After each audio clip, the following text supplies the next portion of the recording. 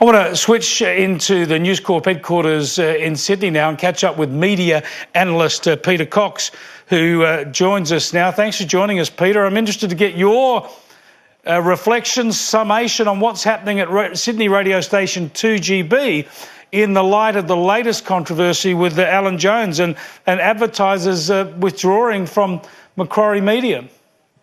Look, I think the advertisers withdrawing are obviously a short-term problem. In the longer term, most of them will return anyhow. But I think the most important thing is the corporate strategy. What does Hume do as chief executive of Nine with Jones? Does he fire him? Does he not? What are the repercussions? What are the potentials for the future?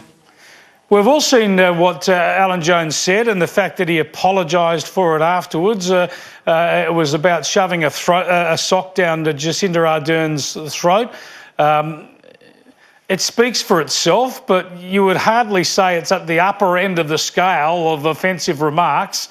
There has been an apology. To what extent is this a real problem, and to what extent it's a matter of activists targeting 2GB and targeting Alan Jones in particular? Certainly activists take advantage, as some of your other stories have been showing, of trying to take advantage of giving commercial operations a hard time for their own personal interests. But in this situation, what is Nine going to do about it? If they're going to fire him, then they're taking a big risk. Chris, the history is, you'll remember when back in 2GB, when Laws and Jones were king of the media on there. Then they left and went to 2UE, and 2GB died.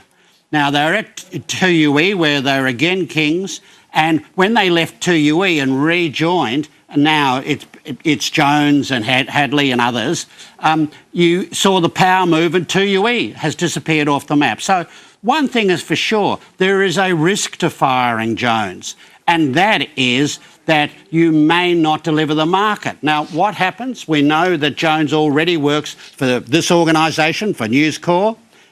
So he's in-house here. It would be easy for Jones to leave there, go and start again on another radio station.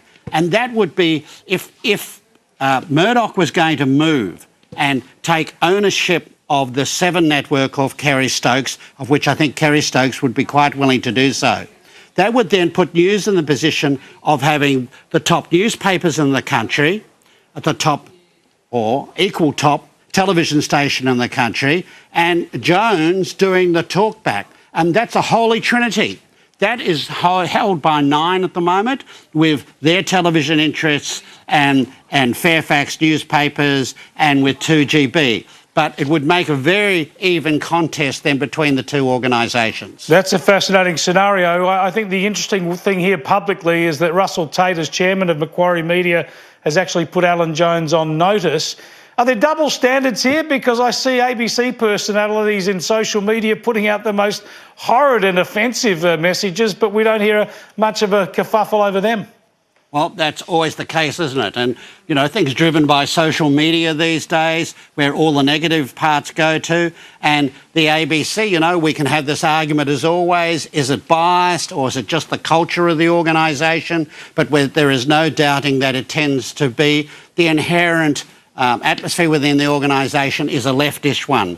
But, you know, if you take this organisation, then that's to the right. So I think for a lot of us who are capable of analysing and accepting that there are both right views and left views, and we should be able to determine what our own views are on a subject.